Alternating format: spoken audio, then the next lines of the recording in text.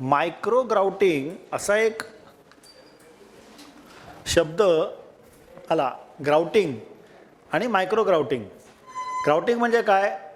हवा रिप्लेस करणे. आता ह्या केसमध्ये हे इतकी मायक्रो क्रॅक आहे, फाईन क्रॅक, हे जसे आपल्याला इकडे पण दिसतात ना, फाईन क्रॅक्स इथे दिसतात, इथे दिसतात, ही क्रॅक दिसते. आता ही क्रॅक जर आपल्याला ग्राउट करून बंद करायची असेल, ही क्रॅक आता राहू दे अशीच, काही फरक पडत नाही. ही क्रॅक काय दिसायला फक्त ती वाईट दिसते, बाकी काय ती क्रॅक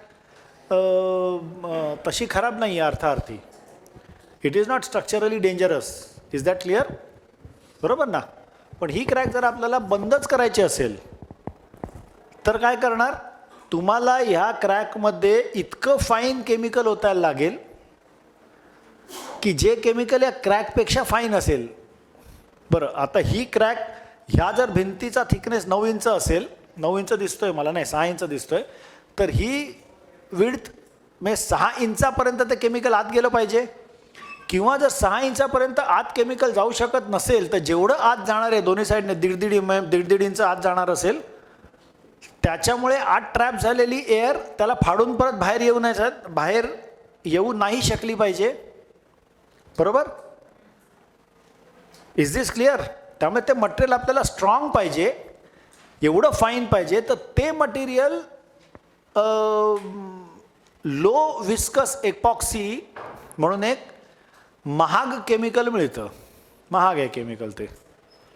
पण if you must seal these cracks, must तुम्हाला करायचंच आहे आम्हाला, ठीक आहे, cost is not the criteria, पण ह्या क्रॅक्स आम्हाला काढून टाकायच्यात, तर हे आपण सीलिंग करू शकतो. आता त्याला स्टेप्स काय आहेत की सगळ्यात पहिले ती क्रॅक आपण रेकिंग टूलने, हे आपण रेकिंग टूल बघितलं ना, तसं रेकिंग टूलने ती क्रॅक आपण ओपन करून घेतली किंवा हलक्या छोट्या छिन्नीने ती स्लॅब आपण एक्सपोज करून घेतली.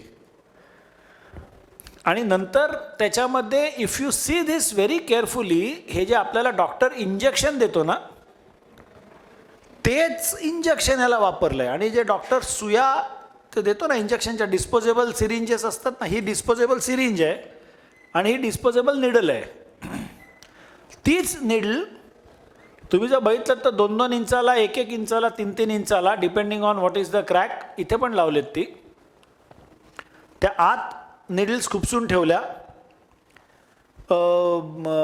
व्हाईट सिमेंटने किंवा POPने त्या चिकटवल्या आणि मग त्याच्यामध्ये एपॉक्सी ओतलं, ते एपॉक्सी आत गेलं आणि मग सँडपेपरने घासून तो लेवल सरफेस केला. So you are doing grouting. मला कोणीतरी आता प्रश्न केला की सर ग्राउटिंग म्हणजे काय? हेही ग्राउटिंगच आहे. ह्याच्यात सुद्धा तुम्ही एक एक ह्याच्यामध्ये एक सिरिंजमध्ये तुम्ही हे ओतत गेलात. हे कळलं? Is this very clear? Why we are using epoxy? Because we want a material which is strong. आता ही निडल किती आत जाते? हार्डली 5 mm 10 mm आत जाते.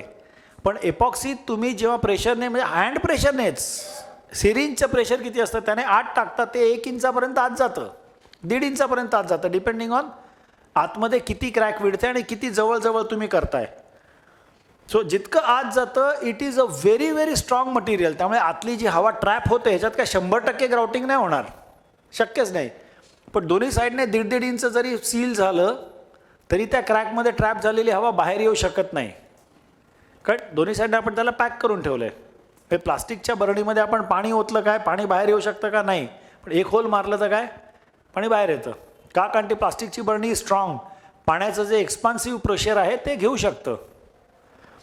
तेच जर आपल्याला प्रेशर वेसल करायचं असेल तर काय, जाडा थिकनेसचं स्टेनलेस स्टील, मायर्ड स्टीलचं प्रेशर वेसल असतात ना. सो हाच प्रिन्सिपल, हेच टेक्निक. क्लिअर? आता आपण ग्राउटिंग पाहूया. ग्राउटिंगमध्ये हे मल्टीपर्फोरेटेड निप्पल जे मी म्हणालो, हे असं दिसतं.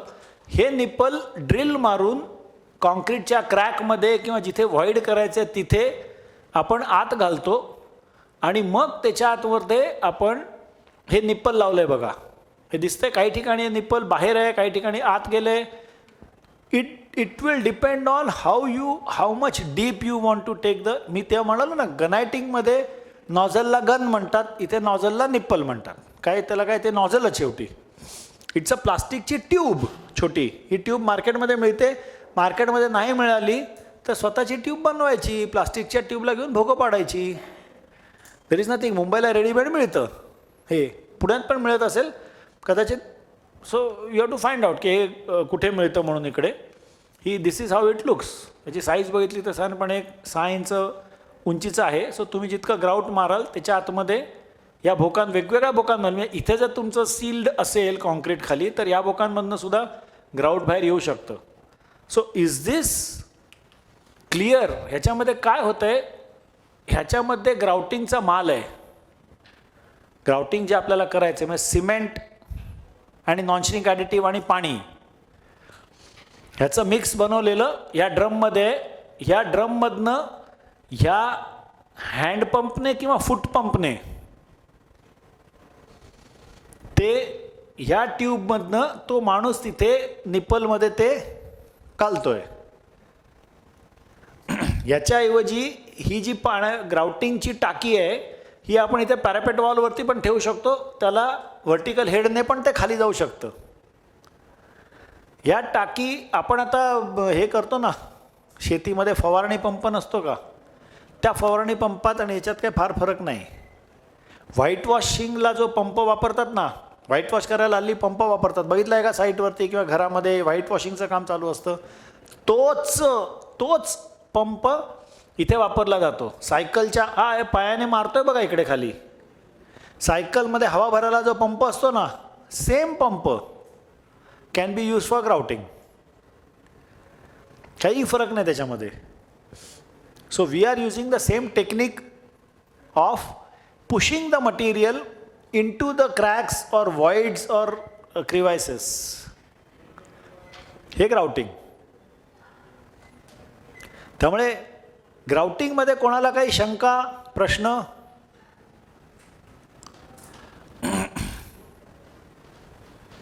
ग्राउटिंग केव्हा? क्रॅक पॅसिव्ह असेल तेव्हाच. क्रॅक जर ॲक्टिव्ह असेल आणि जर तुम्ही ग्राउटिंग केलं तर ते 100% फेल होणार. फेल होणार म्हणजे काय, the crack will reappear. So you are not getting the effect what you want. कळलं? पॅसिव्ह क्रॅक असेल तेव्हाच ग्राउटिंग करायचं, अदरवाईज ग्राउटिंग. बरं, ग्राउटिंगमध्ये कुठलं मटेरियल वापरायचं हेही आपण पाहिलं. म्हणजे साधं सिमेंट वापरू शकतो, सिमेंट सँड वापरू शकतो. काल जी आपण ती केस स्टडी बघितली त्याच्यामध्ये सिमेंट सँड वापरलं होतं आणि ग्राउटिंग कसं करत होतो, चक्क फनेल होतं, तेल भरायचं आणि त्याच्यामध्ये वरतून ओतत होतो आपण. कारण लिक्विड कढी टाईपची कन्सिस्टन्सी केली होती, कारण आपल्याला ते 50 mm बाय 10 मीटर खाली जायचं होतं. दुसरं एक तुम्हाला मी चॅलेंज विचारतो. आम्ही त्याच प्रोजेक्टमध्ये हॉरिझॉन्टल जी ॲशलर मॅसोनरी असते अशी,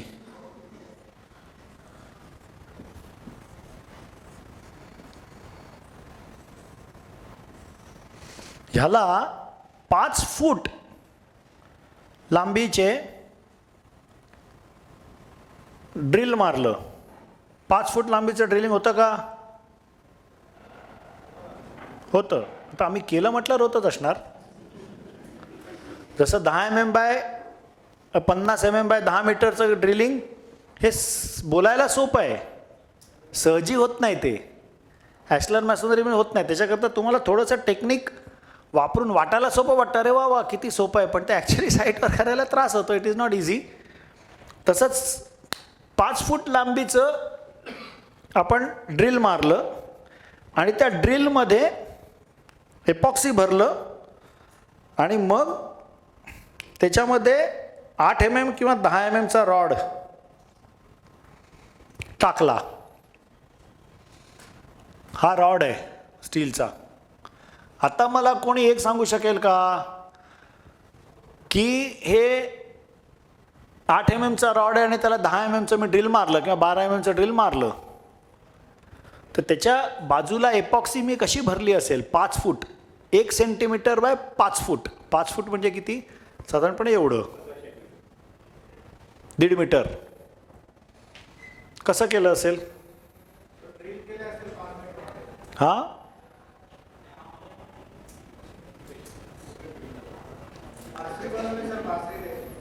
सॉरी,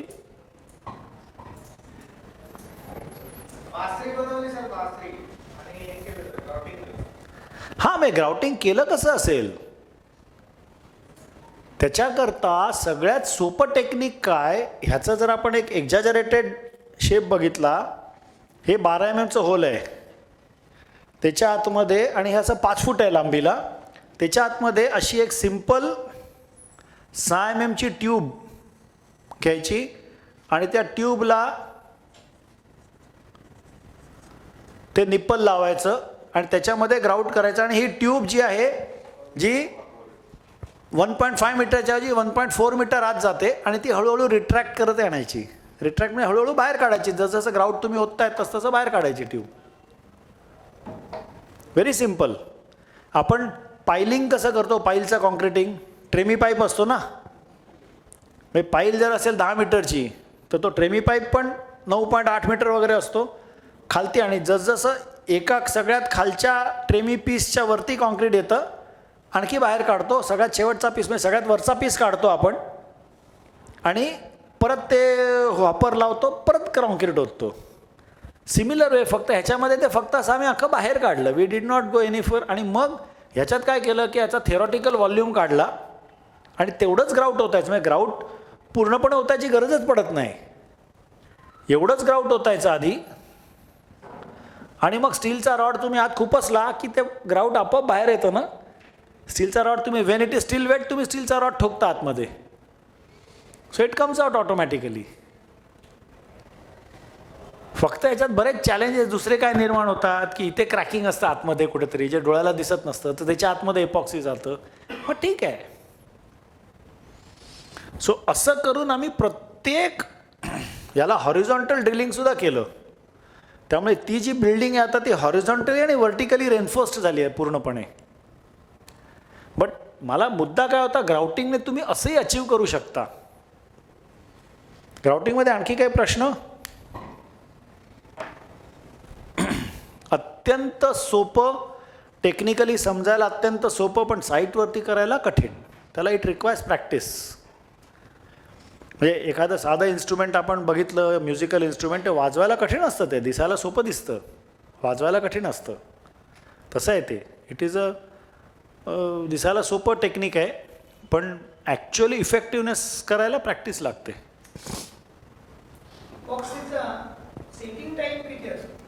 एपॉक्सीचा सेटिंग टाईम वेगवेगळ्या एपॉक्सीचा सेटिंग टाईम वेगवेगळा असतो. 5 मिनिटापासून ते 1 तासापर्यंत मिळू शकतो. त्यामुळे एपॉक्सी ग्राउटिंगला जास्त काळजी घ्यायला लागते, कारण तुम्हाला 1 तासाच्या आत ते आत गेलं पाहिजे. मिक्सिंगला सुरुवात केल्यापासून 1 तासाच्या आत ते त्याच्या फायनल डेस्टिनेशनला पोचलं पाहिजे एपॉक्सी. लोक काय करतात कॉन्ट्रॅक्टर्स, की ते एपॉक्सीला रेझिन आणि हार्डनर, जर मॅन्युफॅक्चरर म्हणतो 1:1 प्रपोर्शनमध्ये होता, तर ते 1 तासात तर ते 1:1/2 प्रपोर्शनमध्ये होतात. 1 तासाच्या ऐवजी 1.25 तास 1.5 तास मिळतो, पण त्याने कदाचित स्ट्रेंथ कमी होऊ शकते. You know, it's a compromise. So एपॉक्सीला 1 तास मॅक्सिमम मिळतं. त्याच्यानंतरही स्पेशलाइज जर एपॉक्सी बनवून घेतला तर थोडा आणखी ॲडिशनल टाईम मिळू शकतो, पण सर्वसाधारणपणे 5 मिनटं, म्हणजे क्विक फिक्स जे असतं ते तर फ्यू सेकंड्स येतं. आपल्या घरी जे क्विक फिक्स आपण वापरतो, फ्यू सेकंद, म्हणजे 30 सेकंदामध्ये ते हार्ड व्हायला लागतं. सो अगदी म्हणजे 30 सेकंद 1 मिनटापासून ते 1 तासापर्यंत हे तेच स्ट्रक्चरचं ग्राउटिंग आपण करतो आहे, जॉईंट्समधनं ग्राउटिंग करतो आहे. हे बघा, हे इथे तोच ग्राउटिंग पंप आहे खाली, आणि ह्याच्यामधनं, आणि हे जे ग्राउटिंग केलं होतं, सिन्स दिस इज ॲशलर मॅसोनरी, याच्यामध्ये थोडंसं सिमेंट आणि लाईम, सिमेंट, लाईम, नॉनश्रिंक आणि पाणी याचं ग्राउटिंग केलं होतं याला. हे जे आहे, ही काल आपण ती खांडकी स्टोनची भिंत बघितली ना, 2 साईडने खांडकी स्टोन आणि मध्ये कचरा, ही सेम तशीच बिल्डिंग आहे ज्याच्यामध्ये सुद्धा तो ग्राउटिंग करतो आहे. हे बहुतेक माझ्या मते व्हाईट सिमेंट आणि याचं ग्राउटिंग आहे. तर ते हे बघा, इथे खाली सेम टेक्निक, सेम खाली ग्राउटिंग पंप आहे आणि वरती ग्राउट होतं आहे. Is this very clear? अत्यंत सोपं. प्रॅक्टिस सुरू करा. तुम्हाला ग्राउटिंगची जर काही म्हणजे थोडंसं असं जरी भीती असेल तरी निघून जाईल. Start practising grouting and check the effectiveness.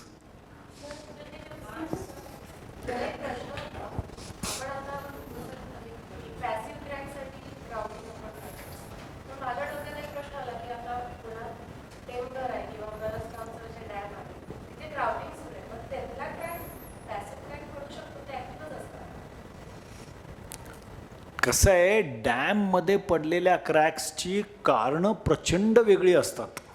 म्हणजे टेमघर डॅम तर एक भयंकर मोठी प्रयोगशाळा आहे ती. त्याच्यामध्ये जे ग्राउटिंग चालू आहे किंवा कुठल्याही डॅममध्ये इन जनरल आपण जे ग्राउटिंग करतो, डॅम इज अ ह्यूज, म्हणजे 1 किलोमीटर बाय 100 मीटर साईजचं कॉन्क्रीट आहे.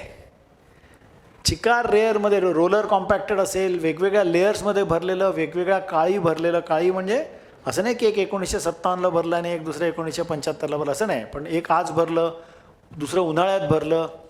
डॅमचं कन्स्ट्रक्शन 1 वर्ष, 1.5 वर्ष, 2 वर्ष चालू असतं. काही काही डॅमचे 10-10 वर्ष कामं चालू असतात.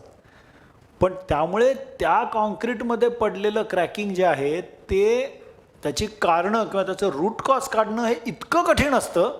त्यामुळे त्याला मॅक्सिमम काय करतात, 10-10, 15-15 मीटरची होल्स मारतात आणि त्याला ब्लाइंड ग्राउटिंग करतात डॅम्सना इन जनरल.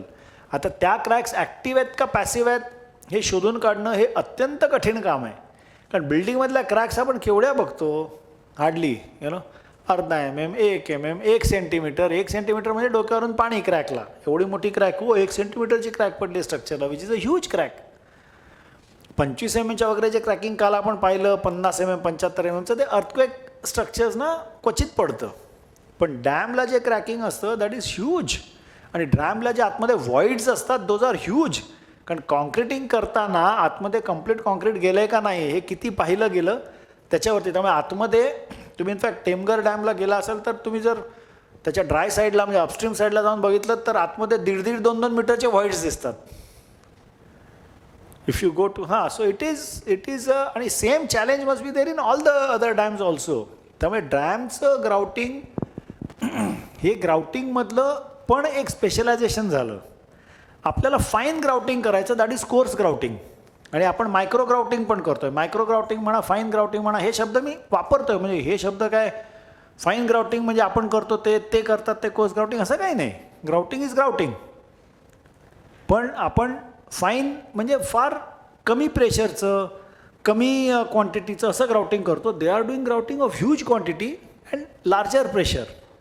आणि त्यांचे व्हॉइड्स आहेत की ज्याच्यामध्ये अख्खाच्या अख्खा माणूस आतमध्ये जाऊन झोपू शकतो, असे व्हॉइड्स आहेत आतमध्ये. सो नाही, that challenges are totally different so that is that. हां हां अरे brilliant. In fact we have not maintain the horizontality. हलकासा स्लोप दिला आहे कारण ग्राउटिंग करताना आपोआप एपॉक्सी आत जावं म्हणून. Question was, is it necessary to maintain the horizontality? What is that bar doing? It is connecting 3 stones together. हा 400 mm चा जनरली स्टोन होता म्हणून आम्ही 1.5 मीटर चूज केलं की नाही 400 नाही जास्त होता मला वाटतं 600 mm चा होता म्हणून आम्ही 1.5 मीटर चूज केलं. म्हणजे 3 दगड तो एकमेकांना पकडेल असं. आणि 1.5 मीटरहून जास्त ते ड्रिलिंग होऊ शकत नव्हतं असं. म्हणजे तेवढं वी हॅड चॅलेंजेस असं. कारण त्याच्याकरता स्पेशल ड्रिल बिट्स पण बनवून घ्यायला लागली होती. पण याला हलका स्लोप दिल्यामुळे नॅचरली बाय ग्राउटिंग म्हणजे मी आता एक्झॅजरेटेड याचा स्लोप जर दाखवला तर तो असा येईल. म्हणजे एक्झॅजरेटेड स्लोप हा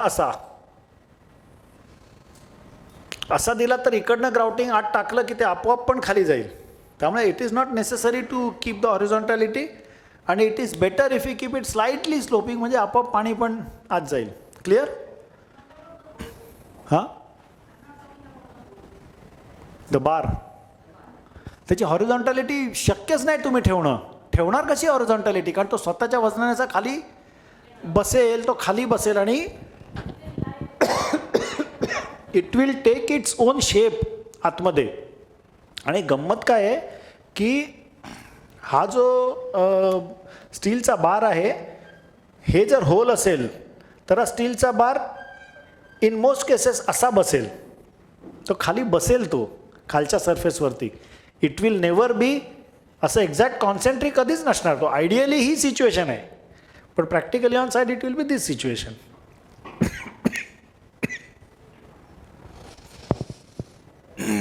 ग्राउटिंगचे dos and don'ts. Identify the purpose of grouting. हे सगळ्यात मुख्य आहे. Identify the purpose of grouting. आपण ग्राउटिंग का करतोय हे फाइंड आउट करायचं.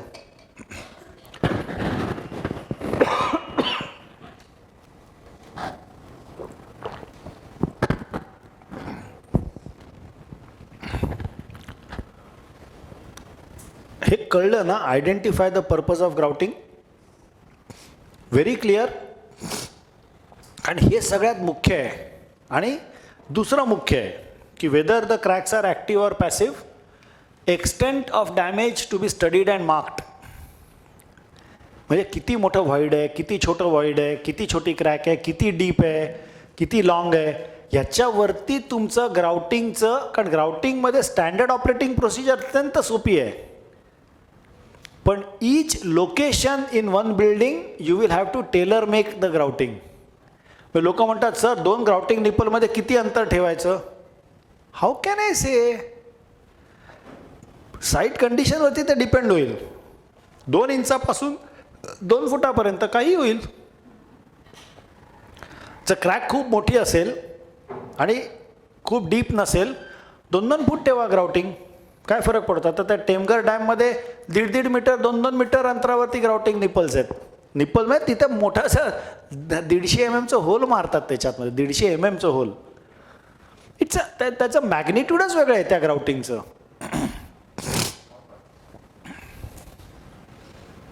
सिलेक्ट ॲप्रोप्रिएट ग्राउटिंग मटेरियल और technique. Refusal of grout shall be clearly understood. Refusal of grout म्हणजे काय की एका होलमध्ये मी ग्राउटिंग करतोय आणि त्या होलने ग्राउटिंग ॲक्सेप्ट करणं स्टॉप केलं, that is called refusal of grout. तर refusal of grout must be understood म्हणजे काय की हवा मारते का त्याला म्हणून रिफ्यूज होत आहे का, हवा ट्रॅप्ड आहे आतमध्ये पण हवाला एस्केप नाही आहे म्हणून रिफ्यूज होत आहे का, हे फाइंड आउट करायचं. किंवा दुसरं म्हणजे खरोखरीच ते होल भरलं गेलं आहे म्हणून दुसऱ्या होलमधनं येणं आलं, that is also again refusal. म्हणजे मग एक होल बंद करून दुसऱ्या होलमधनं ग्राउटिंग सुरू करायला लागतं. Is this clear. So refusal of grouting, तुम्ही म्हणाल की हवा बंद होईल कसं कळतं, एक प्रेशर येतं, ठक ठक ठक ठक ठक. असं हॅमरिंग कसं होतं, प्लंबिंग पाईपमध्ये हॅमरिंग बघितलं आहे कोणी, हवा ट्रॅप झाल्यामुळे सिमिलर चॅलेंज इथे येतो. So you have to understand की वाय, आणि ते थोडंसं अनुभवाने येतं.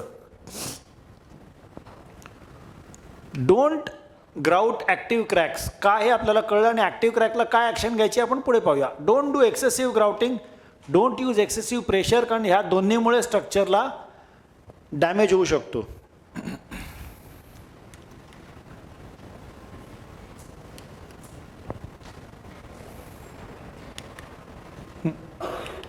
मी करतो सर.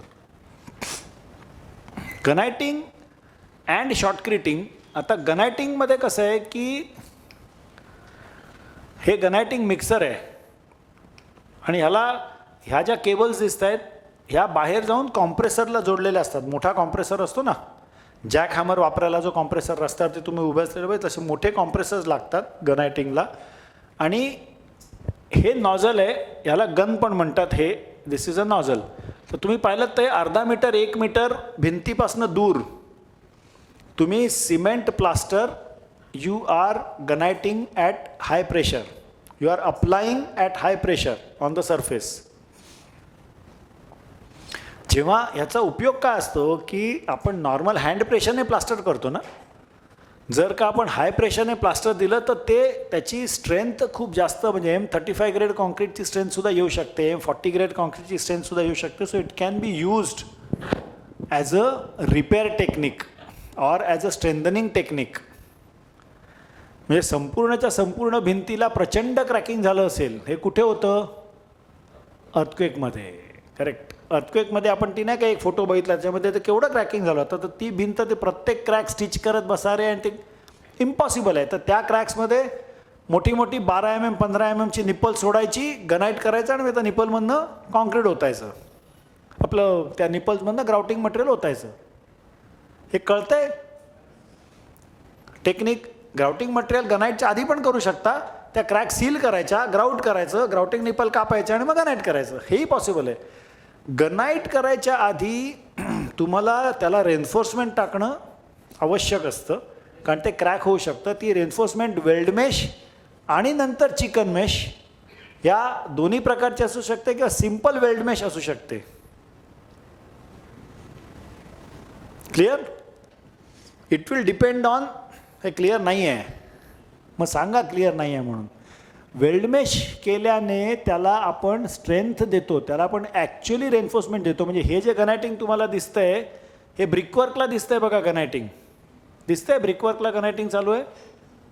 हां, ही लोड बेरिंग ब्रिकवर्क आहे आणि त्या लोड बेरिंग ब्रिकवर्कला इथे रेन्फोर्समेंट दिसते तुम्हाला.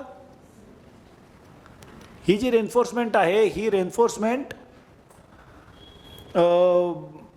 दोन्ही साईडने त्याला धरून ठेवायला ब्रिकवर्कला, so that the brickwork should not split. त्याच्यासाठी दोन्ही साईडने रेन्फोर्समेंट बांधून दोन्ही साईडने गनाईट ह्याला करतायत. गनायटिंग एकाच साईडने पण करू शकतो, म्हणजे स्लॅबला अंडर साईडला गनायटिंग करू शकतो किंवा म्हणजे बेसमेंटची वॉल असेल त्या वॉलला एका साईडने गनायटिंग करू शकतो. आता तुम्ही म्हणाल गनायटिंग केलं की लिकेज थांबेल का?